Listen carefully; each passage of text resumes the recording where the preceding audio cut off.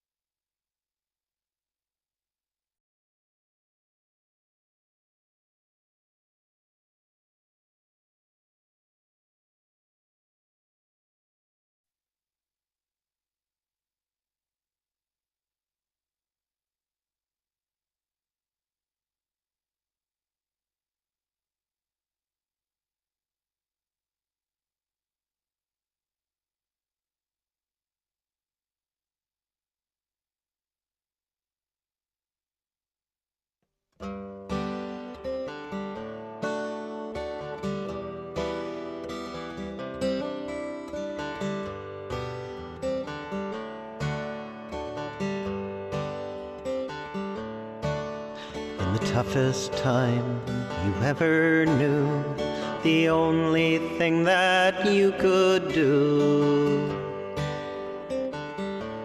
was carry the flame. Sickness spreading through the land, you held your spirit in your hands and carried the flame. When storms and sorrows gathered round, you raised your head and you stayed your ground.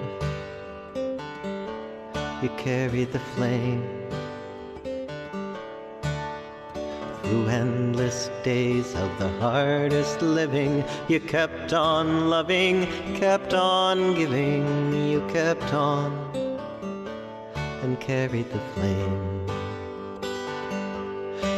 Carry the flame, raise it high, send its beacon through the sky, keep it strong and shining through the pain. Let it rise and let it grow. Let it light the world, you know. Let it glow. Carry the flame. And when the day is done at last, we take on the spark you passed and carry the flame. From hand to hand we send it on, the kindling hope of a rising dawn. In us all we carry the flame. Carry the flame, raise it high, send its beacon through the sky, keep it strong and shining through the pain. Let it rise and let it grow. Let it light the world, you know. Let it glow. Carry the flame. We are nurses, doctors, teachers. We are children, parents, preachers, and we all carry the flame. We are scientists and cargo packers, farmers, singers, grocery stackers, young and old. We carry the flame. Carry the flame, raise it high, send its beacon through the sky, keep it strong and shining through the pain. Let it rise and let it grow. Let it light the world, you know. Let it glow. Carry the flame. Let it glow. Carry the flame.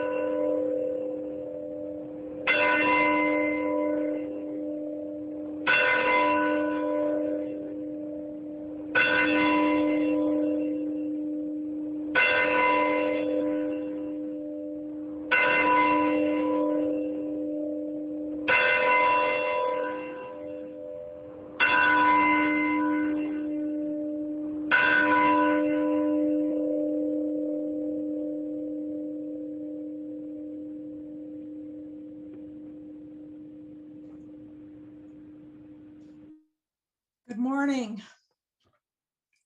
and welcome to the live stream service of the First Unitarian Church of Hobart, Indiana. My name is Janet French. My husband and I have been attending this church for just over 30 years, our daughter grew up in this wonderful congregation. Among various responsibilities and roles, on June 30th, I will be concluding 18 amazing months serving as interim director of religious education. We are a religious community of people with diverse beliefs and shared values.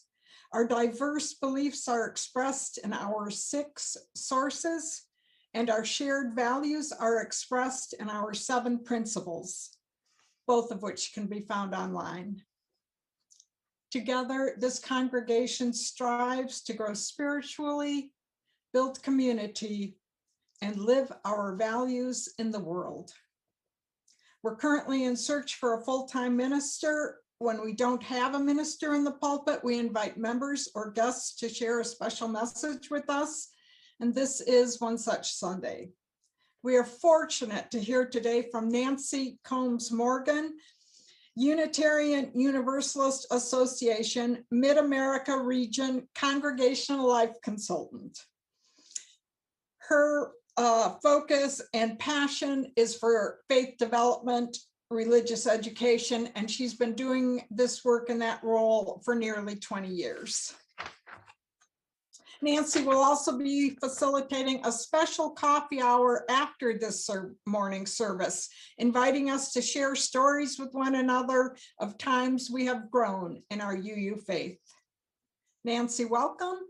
We're delighted you're here. And we know, thank you for helping us connect through stories.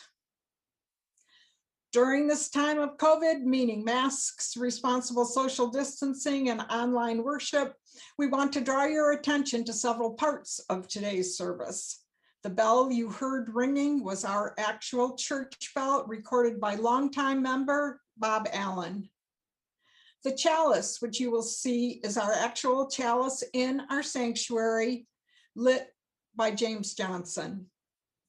The music you hear is recorded each week by our music director, our fabulous music director, Jeremy Jacobson. And the art you see is a generous gift of Pi Luna. If willing and able, we invite you to leave your cameras on so that your fellow congregants can see you, just as we would if physically present. Also, there will be a brief time in the service when we will all be unmuted briefly to say good morning and hello to one another. We currently stream on Zoom, Facebook, and YouTube, recording the service, which will be made available for future viewing via Facebook, YouTube, and the church website. Now, let us all take a deep breath and another, and another, gathering in a spirit of reverence and worship as our service begins with our prelude.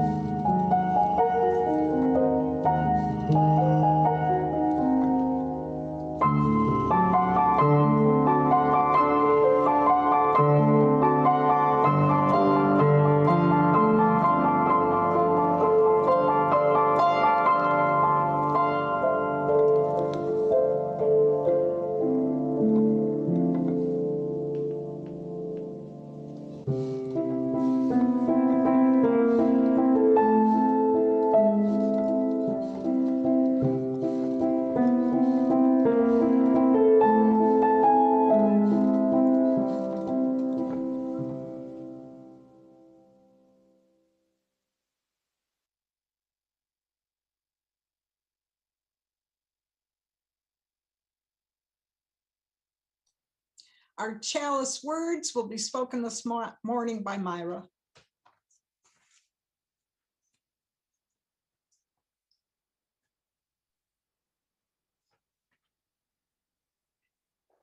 Grounding in Our Faith by Alice Anacheka Nasman. In a time of uncertainty, when everything around us is changing constantly. Each day, new developments, rising numbers, changing guidelines. When the world we live in suddenly seems upside down and topsy-turvy, we light our chalice to remind ourselves of our grounding in our faith. We remember that the flaming chalice came into being as a beacon of hope during World War II, a secret symbol that offered help. In the midst of it all, we wrap ourselves in the warm light of a familiar flame, a reminder of the strength that emerges when we come together in community.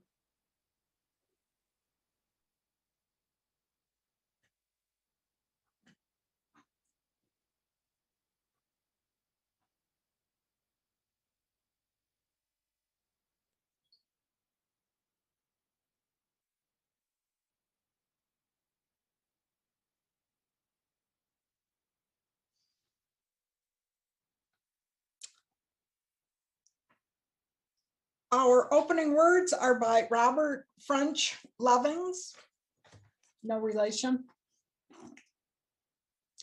Holy and beautiful the custom which brings us together in the presence of the Most High, to face our ideals, to remember our loved ones, to give thanks, to make confession, to offer forgiveness,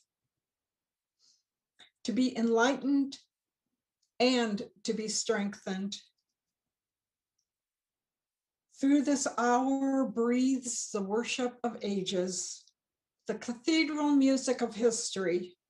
These three unseen guests attend: faith, hope, and love.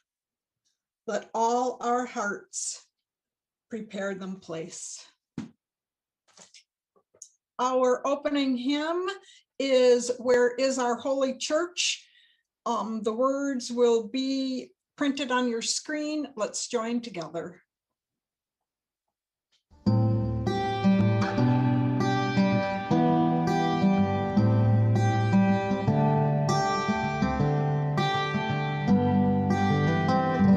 Where is our holy church, where race and class unite as equal persons in the search for beauty, truth, and right?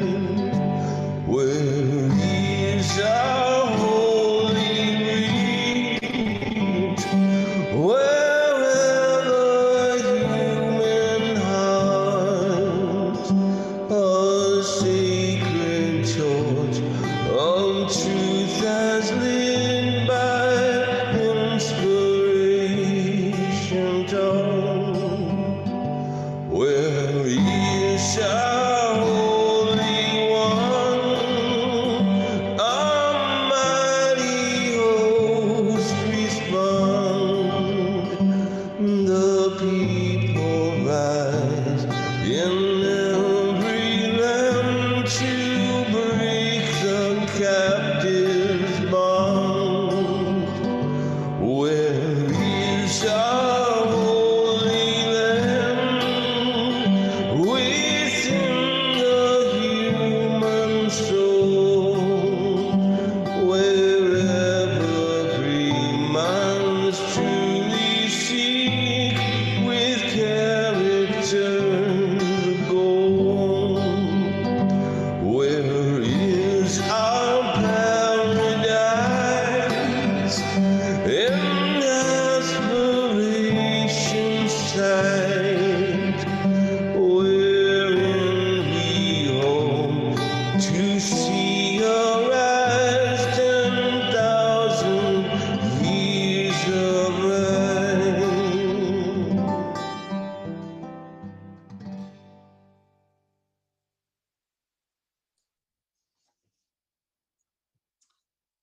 Let us speak together our affirmation of faith. The words will be on your screen. Love is the doctrine of this church. The quest for truth is its sacrament. Service is its prayer, and this is our covenant, to dwell together in peace, to seek the truth in love, and to help one another.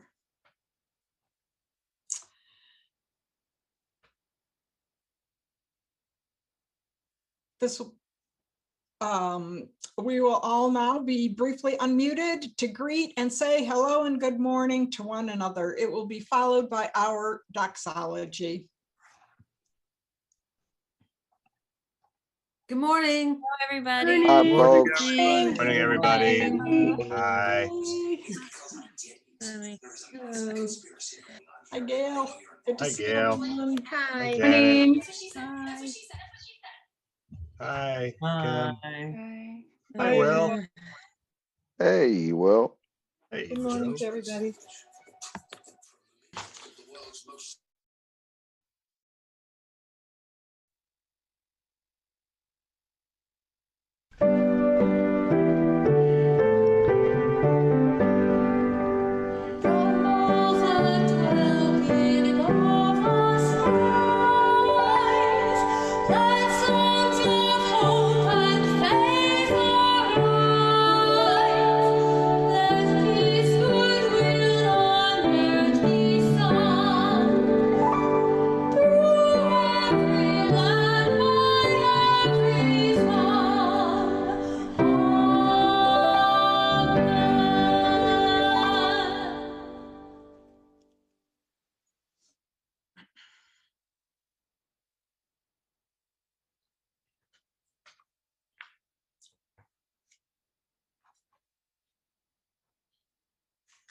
Now is the time in a service where we take a moment and share our joys and concerns. A joy shared grows and a burden shared is lessened.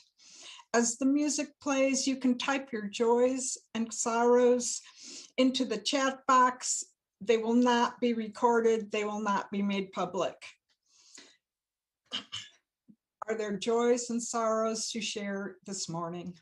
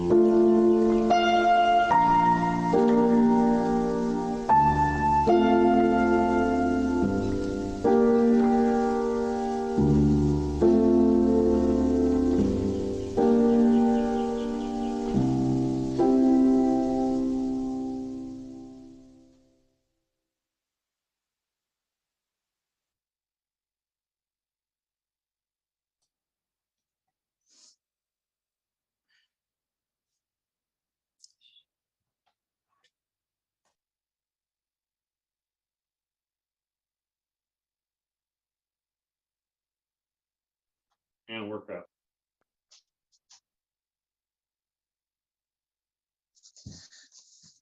Hope rises from A House for Hope, the promise of progressive religion for the 21st century.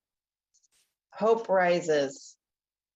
It rises from the heart of life, here and now, beating with joy and sorrow. Hope longs. It longs for good to be affirmed, for justice and love to prevail, for suffering to be alleviated, and for life to flourish in peace. Hope remembers. It remembers the dreams of those that have gone before and reaches for connection with them across the boundary of death. Hope acts. It acts to bless, to protest, and to repair. I have Before Nancy does this morning's service, at the last minute, I found a story. I apologize for a little confusion there. But let me tell you a story. Once upon a time, stories have figured throughout all of humankind in divine time, maybe longer. At least humans tell one another stories of creation, of love and betrayal, of bravery, of despair and hope. This story is an old Zen tale, a fable. Some of you may already be familiar with, but good stories always bear repeating. It's called Good Luck, Bad Luck, Who Knows? One morning, an elderly, hardworking Chinese farmer and his son only had a single horse. They used the horse to plow the field, to sow the seeds, grow the crop, and transport it to the market. The horse was essential for the farmer to earn his livelihood. But one morning, the horse broke the fence and ran away into the woods. When the neighbors found out that the only horse the farmer had run away, they came to comfort him. They said, "Your only horse has run away just before the planting season. How will you till the land? How will you sow the seeds? This is unfortunate. This is bad luck." The farmer replied, "Good luck, bad luck, who knows?" The wise farmer was unwilling to label this incident good luck or bad luck.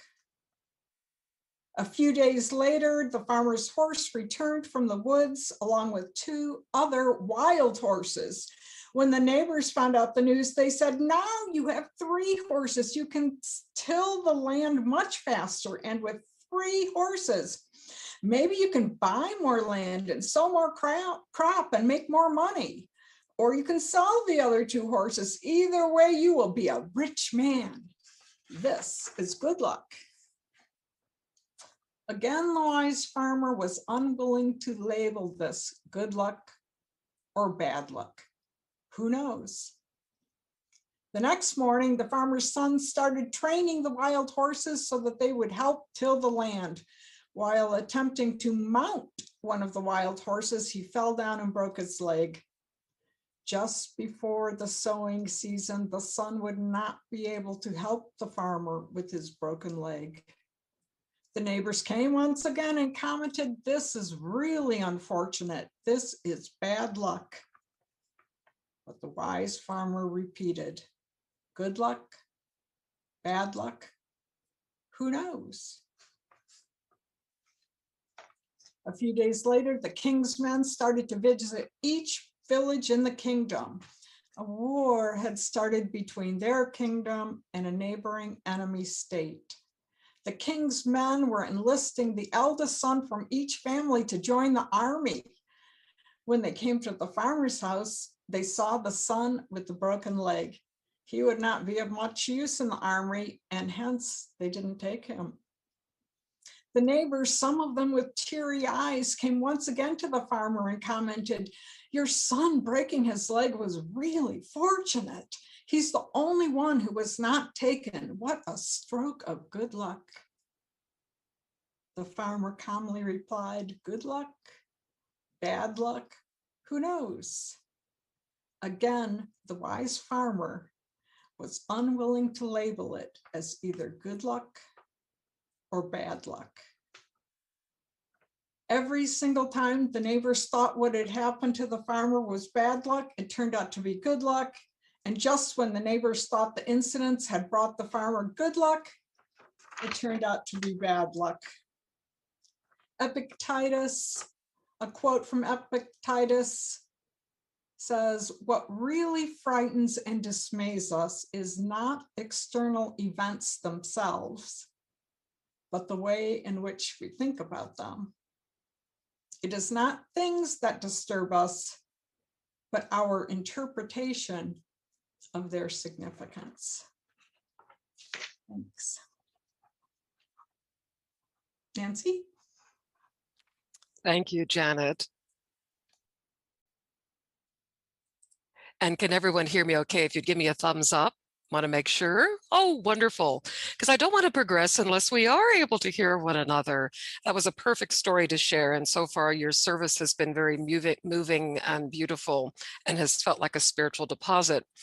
Well, it's an honor to be here with you today. And I want to extend heartfelt thanks to Janet, your interim DRE, who invited me to preach about that which is nearest and dearest to my heart, which is Unitarian Universalist faith development. I am truly blessed, for my heart's vocation is to be doing exactly what I am doing, which is serving the Unitarian Universalist Association as a Congregational Life Consultant with a specialty in religious education. So as Janet mentioned, I've been doing this for a few decades, and in that time I have companioned, encouraged, and coached congregations throughout MidAmerica.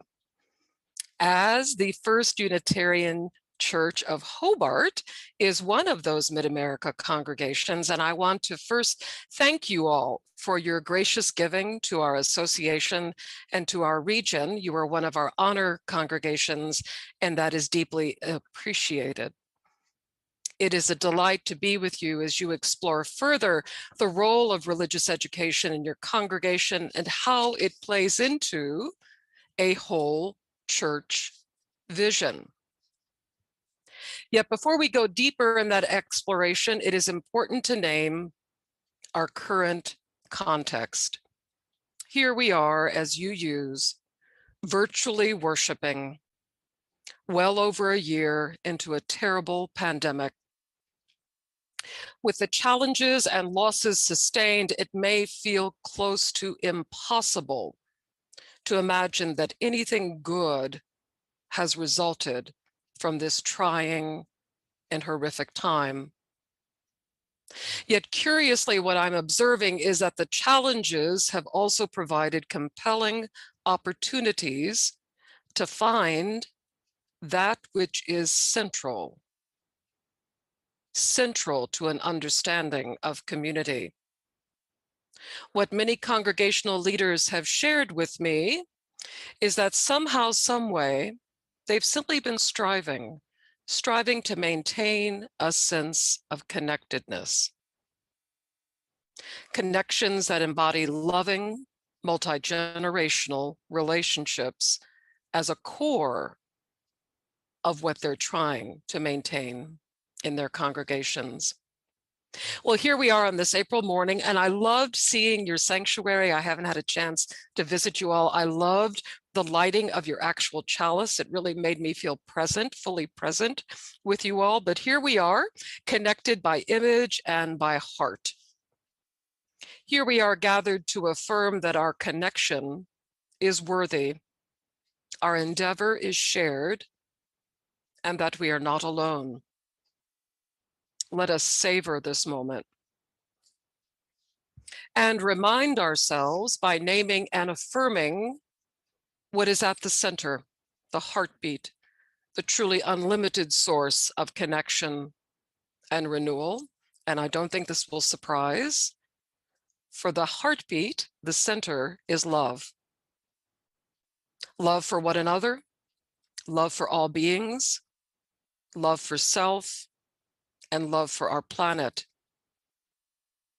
And in gratitude and communal response of such love, today we will hopefully renew a commitment, a shared commitment to actively build a loving whole church vision. Well, you may ask, how can we weather the enormous challenges of the last year? Well, let us remember that Unitarian Universalists, in the pursuit of the common good for hundreds and hundreds and hundreds of years, have faced massive and significant challenges. As a non-creedal experiment in religious liberty, we have boldly envisioned a world where difference does not determine equal treatment, where all have unfettered access to education, where all are free to experience happiness, freedom, justice, and peace. Friends, that is what we are charged as Unitarian Universalists to help build our lives upon. That is our good news. That is truly our gospel. So over 150 plus years ago, Unitarians there in Northwest Indiana, where you are, began to create congregations to spread that good news. Your narrative, which I'm hoping to hear more about later today, informs your understanding as a community. In preparation for today's service, I was reading about your congregation's history and was very pleased to discover that you were founded in 1874, and it says right there on your website, to expressly provide religious education to young people in Northwest Indiana. So using an appreciative inquiry lens, this is a value that you have carried forward over huge expanse of time. Also on your website, which is your outward-facing voice to the greater world and visitors such as myself or speakers and those who are serving your congregation, you say out loud on the website, we house the first lending library in Hobart. We continue to be active in humanitarian efforts in the region. We are liberal and open. And I'm really hoping you hear this from yourself. Our children are involved in all aspects of our community. Our mission, which is the big why, that's the difference you're trying to make, your mission, is valued over your institution. And this is so sweet and tender, you all. Your culture is one of encouragement. Building a common good is reflected in those attributes and was true, actually, going back again, of many of the first efforts of Unitarians and Universalists throughout the nation. Poignantly and sadly yet, we must name and continue to acknowledge that the creation of our history took a terrible toll on Indigenous peoples, particularly in the Midwest. And in the case of Northwest Indiana, let us give thanks and honor to the Potawatomi peoples on whose land your congregation rests. Let us remember that extending throughout what was then the Euro-American Western frontier, Unitarians and Universalists created Sunday schools to empower families whose children literally could not access education any other way. We knew that building a common good had to include ways for people to change their lives, to create a better future for themselves and their families. So back to our present reality, and now looking forward to a broader horizon, well, what can we actually achieve during a time where we are virtual congregations, in pursuit particularly of the theme today of trying to build a whole church vision of beloved community? Well, we're actually taking part in one of those things, which is worship. In worship, as in this very moment, we lift up and ascribe worth to the ideas which will inspire and bolster our efforts to be multi-generational communities of deep care, a community of care for one another, a community of care for the greater world. We work and serve with, thankfully, our religious professionals, such as our ministers, our religious educators, and our music directors, to help us galvanize our forces where we can continue to build a community of care. Virtually, we can affirm and pledge ourselves anew to Unitarian Universalist covenant-centered values embodied by hope, love, joy, and courage. And I ask, if you affirm those values of hope, love, joy, and courage, do you perceive them as only serving the health and well-being of adults? I bet you don't. For many of you in your own extended family, extended blended family contexts, know the critical importance of transmitting and sharing and modeling hope, especially in the hardest of times. Modeling hope, love, joy, and courage to young people. They need your example. They need your stories to anchor them as they face the many uncertainties in contemporary culture. And now here's the part where I go off text, which is always a little bit of a concern, but I was thinking of my own story and something that I felt very overwhelmed as a young person. I was born in Chicago. My family lived in Skokie, Illinois, which is near Evanston and the lakeshore. And as a church, we went on a field trip to the Indiana Dunes, which I hope and know that you all probably know very well. And I remember, because I'm a 50s baby, and this is early 60s, where we did this field trip, where I was staggered and my mother was so upset that when we got to the dunes, all of the beach was covered with dead fish. The environmental crisis and the pollution in the Great Lakes, not just Lake Michigan, was so severe that people were giving up hope that it could ever be reclaimed, that those waters could ever be healthy enough for people, for the fish to survive.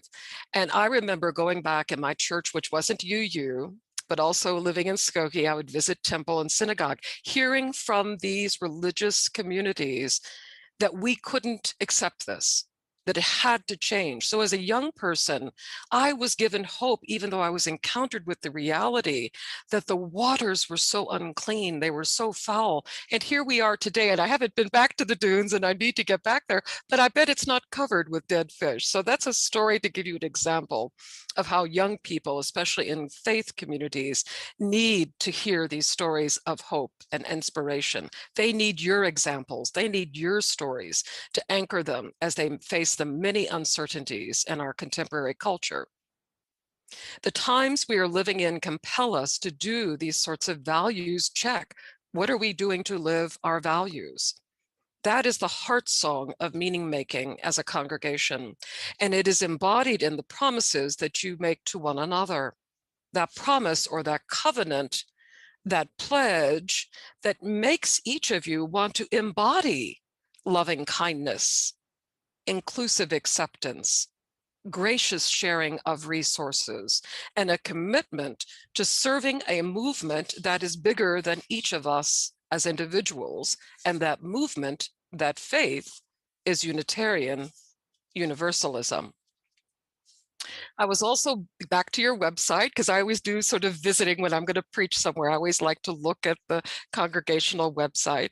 I was heartened to see your expression of your mission. Again, getting back to, that's the difference you try to make. That's your big why you exist.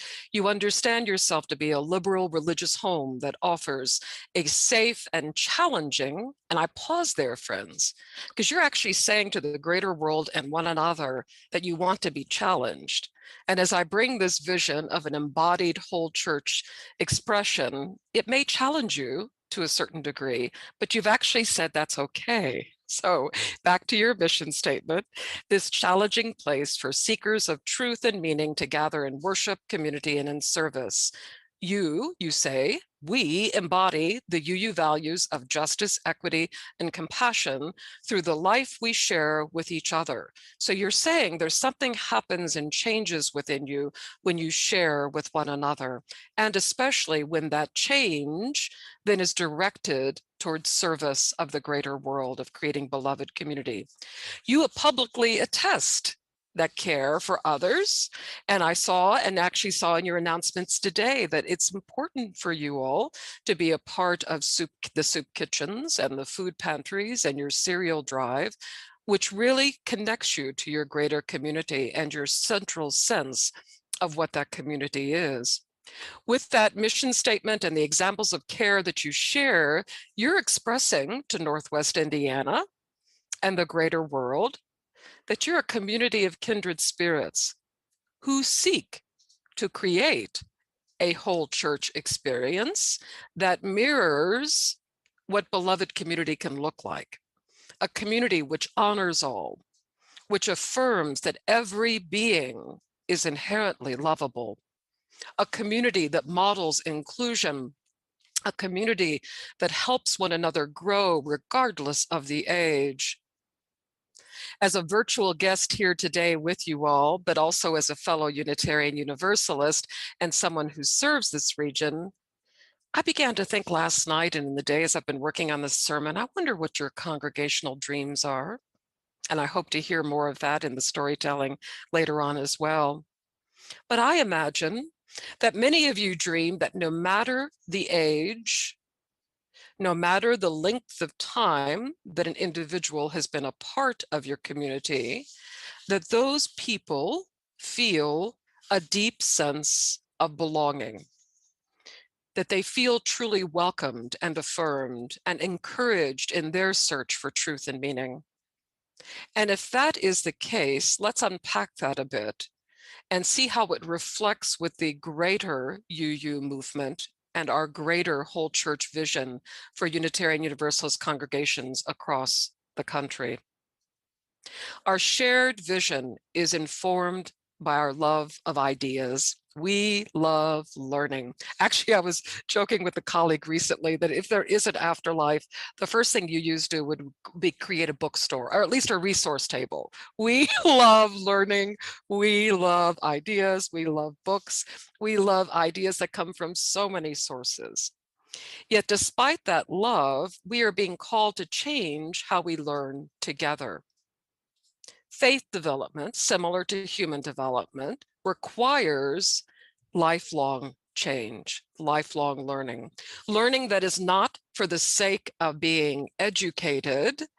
To be a UU, you're not seeking certification, you're not seeking a degree, you're actually seeking to be changed, transformed, enhanced, all of those things. So we're not seeking education for education's sake. We're trying to grow in our sense of shared humanity. Everything we aspire to learn. We should also be finding ways to learn, and this is the part I really want you to hear today. So when I lift up a whole church multi-generational vision, I'm not saying that every experience at the First Unitarian Church of Hobart should be multi-generational. There should always be opportunities for same age cohorts, for generational cohorts to meet together, to have deeper time. Like this morning when I came in, I think that was your adult forum or whatever that was. It's a time for adults to share ideas and such, but the same lens should be applied, that there should also be a multi-generational offering. So it's not just one or the other. So as we continue faith development and everything that we aspire to learn, we're trying to maintain the practice that learning should be accessible. And as we have found during COVID-19, sometimes to not great success, sometimes with success, that virtual learning is a challenge. But we're hoping to hold up the lens of making our experience accessible, especially to the most vulnerable in our communities. So it's auspicious, you all, that you're going deeper and thinking about faith development at a time in our movement when our core, oops, that means I should stop very soon. So I'm just gonna, I'm close to the end. If you can bear with me just another couple of minutes. So I just want to share briefly that one of the reasons that I fell in love with Unitarian Universalism, and I hope you have that story, that narrative, or you may have grown up as a Unitarian Universalist, but one of the reasons I fell in love with Unitarian Universalism over 30 years ago was that high estimation placed upon the love of learning, and the fact that we say prophecy is never sealed. We attest that knowledge is ever changing, and that we always need to be seeking out wisdom from the natural world, the social sciences, and many other realms of knowledge. Not just to seek out and talk about these ideas over coffee or in a book group, but so that these ideas change us. And if we are being changed, oh my gosh, what a difference it makes to children and youth to have those conversations with you of how an idea truly became a galvanizing purpose in your life. So here's just a piece briefly of what is on our UUA web page, what we say to the world about what we hope to be. We are a faith community who are curious, We are thirsty to find out more about our world and even our cosmos. We understand and know that people of all ages need to learn with their minds, their hearts, and their hands. They need to be engaged in integrated experiences that are anchored by soul-stirring narratives, not to just attend a virtual or face-to-face class that has a content of world religions, of someone speaking at them about important knowledge they should have, but someone sharing a story. Perhaps you've been to the Baha'i Temple up on the North Shore of Chicago and how that brought this thirst where you wanted to learn more about the Baha'i faith and their focus on family and all of the love and tradition. That's just one example, you all, how change happens when we share these soul-stirring narratives with children and youth. We want to learn faith by doing faith. Those are our aspirations, and that is our pursuit. So in closing, I just have a little bit of a message from a dear colleague, Reverend Carlton Smith, who serves in the Pacific Western region. And this is his message to you all. All life is a gift. Friends, you are part of a network of congregations and communities and leaders who care for one another and need each other to survive. You are a part of a faith that is committed to peace and liberty and justice for all, especially when times are hard, especially when inequality and greed seem to be the order of the day. For this reason, and in this time of severe uncertainty, we can still claim that life is a gift. There will be good that comes out of these difficult times, and together we will make it so. And may it be so. Thank you so much.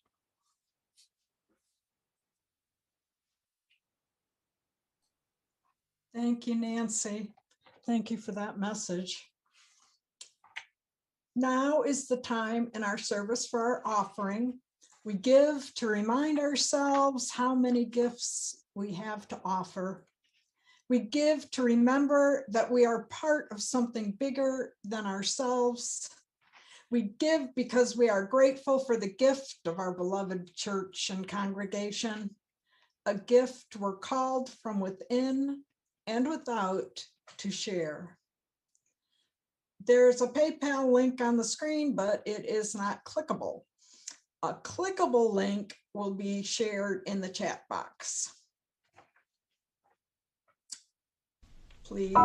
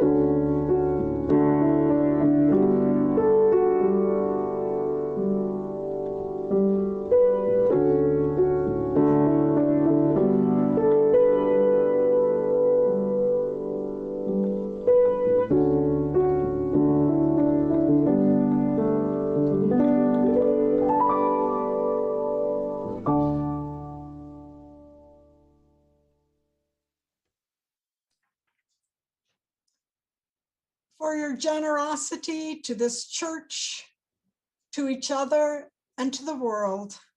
Thank you. Our closing hymn is As Tranquil Streams. Let's join together as the words come up on our screen.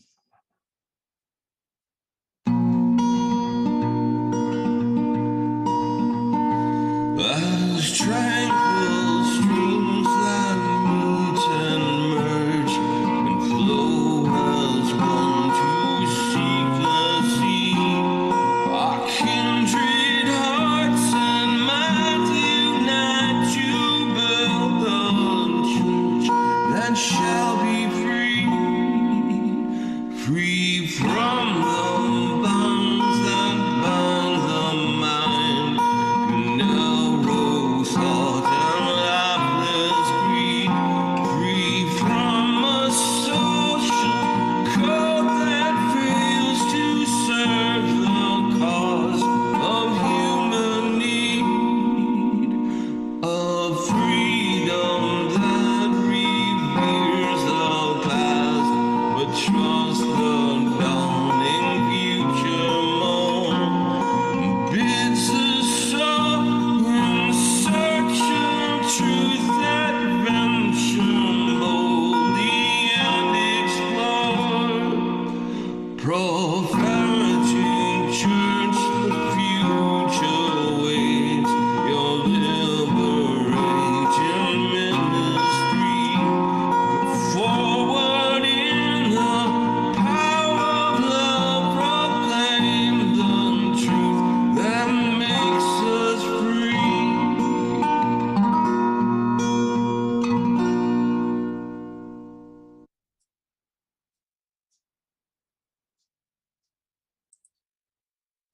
For our, we can turn toward one another, or when faced with a challenge such as this, or we can turn against. We can ignore the cries of our neighbors, or we can let them cry into the arms of our witness. We can respond with indifference to systematic injustice, or we can commit to its undoing. Good souls, tales will be told of how we responded when this particular hell was visited upon our earth. Let us know, and let it be said by generations to come, that when the pain of our separation was revealed, we moved closer to the promised land of our beloved community. And amen.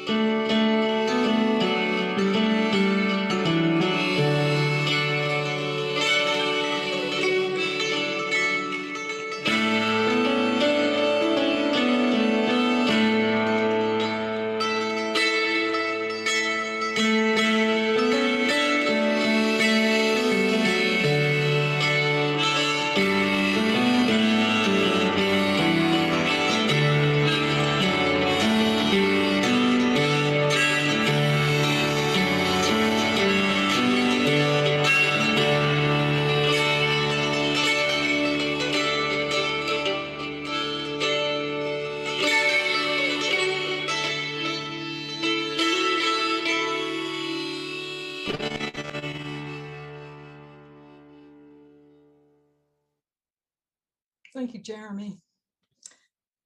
Let us now join together to extinguish our chalice. The words are on your screen. We extinguish this flame, but not the light of truth, the warmth of community, or the fire of commitment. These we carry in our hearts until we are together again.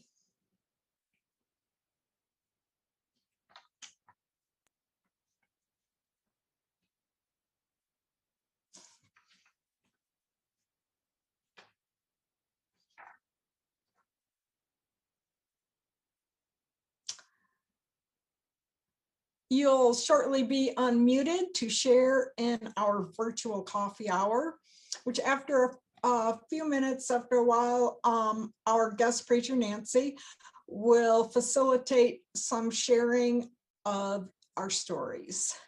Thanks. Thank you, Nancy. Thank you.